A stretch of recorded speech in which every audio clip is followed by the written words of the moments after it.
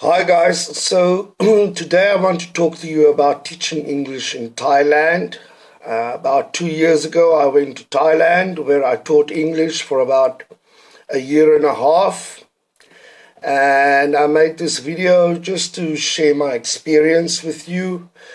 I by no means wish to claim to be an expert on teaching English in Thailand, but I can share my experience with you. It might help to give you an idea of what you could expect if you are planning on going to Thailand to teach English. When you get to Thailand initially, well, my impression was quite a good impression. Before that, I taught English in Vietnam, and Thailand was a bit of a upgrade for me in a way, initially at least. It looked like a more developed country than Vietnam. The social services and so on seemed to have worked pretty well. In my first job, I worked for a recruiting agency. I went to Hat Yai from Bangkok to do training for a week.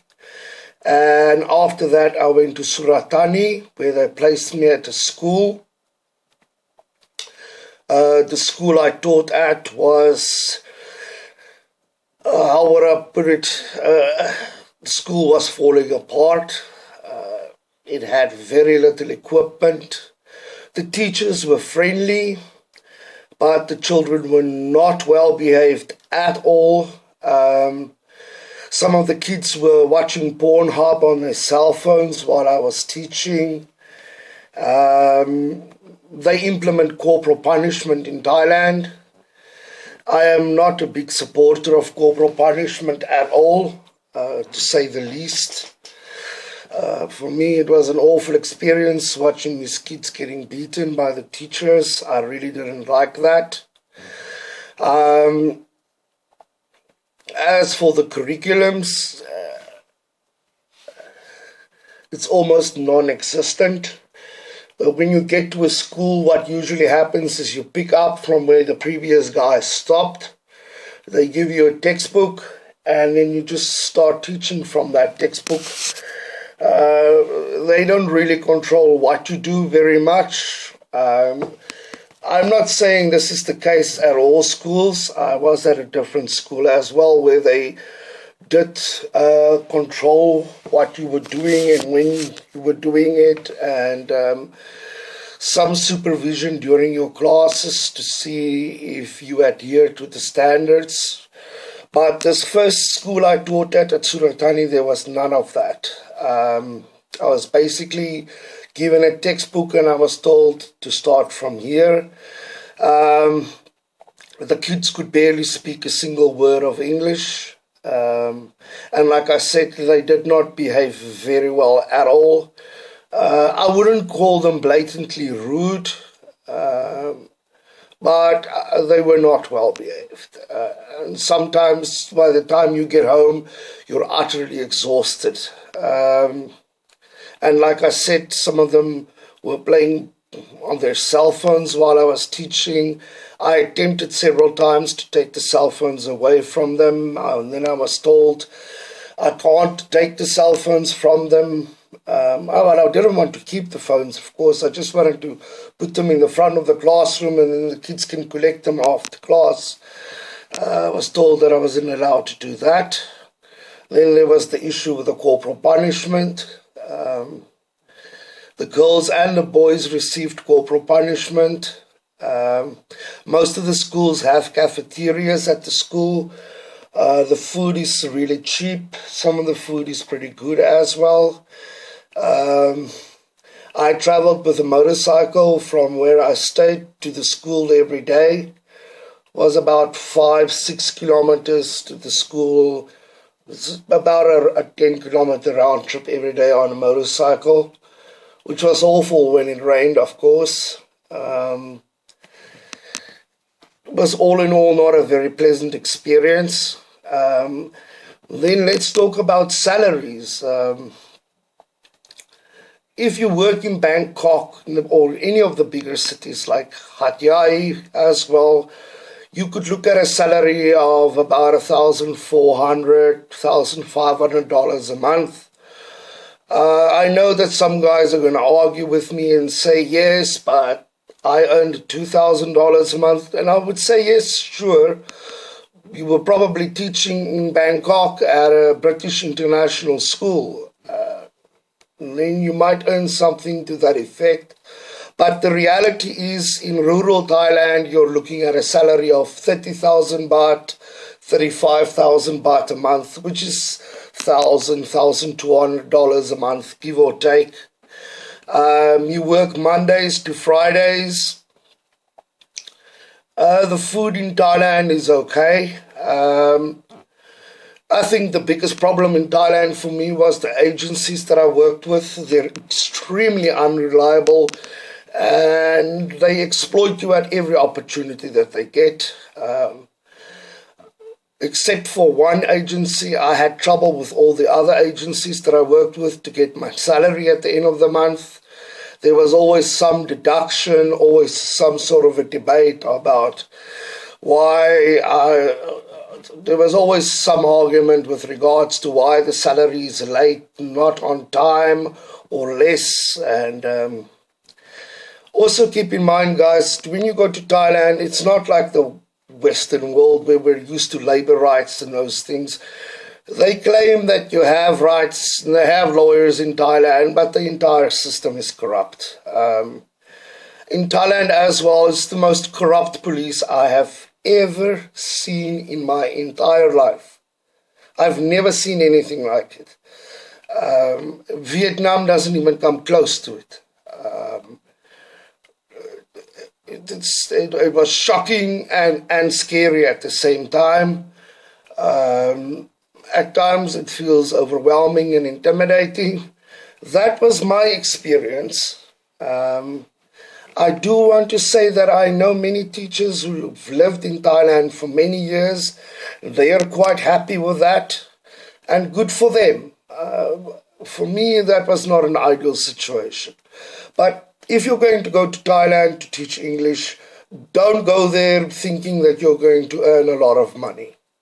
That is just something you need to make. You actually earn a much better salary in Vietnam teaching English than in Thailand.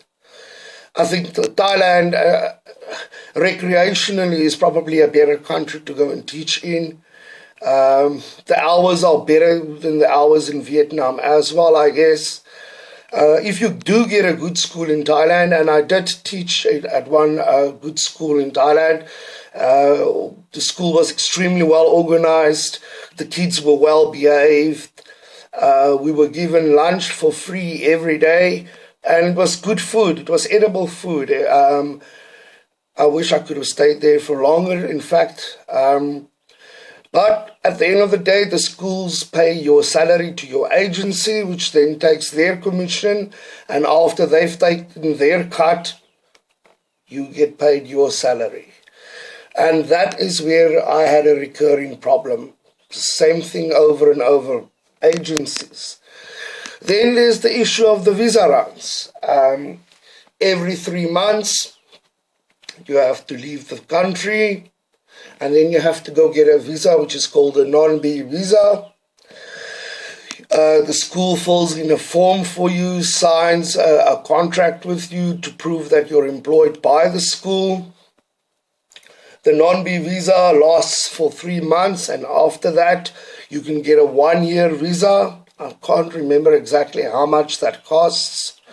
But from what I've seen, again, everybody has a different experience, but very few teachers stay very long.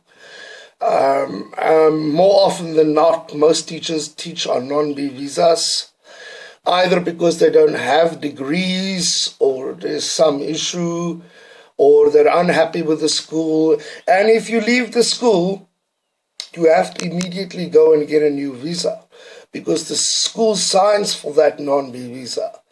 So if you leave the school that signed for your visa, you better make a plan to get a new visa quickly because you can't keep on teaching on the same visa you used for the school that signed for it originally. So that is quite complicated. I had to do 2 visa runs.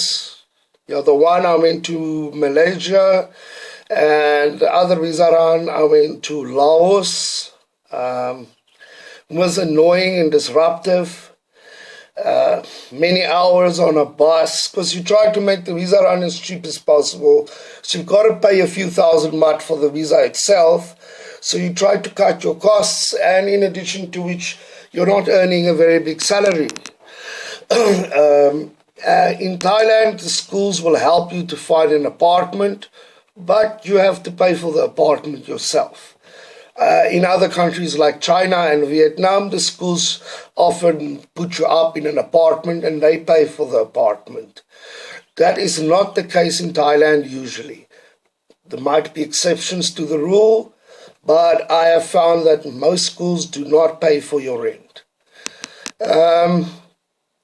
As far as the Thai people are concerned, they're quite pleasant. They don't mingle too much with Westerners on a personal level. The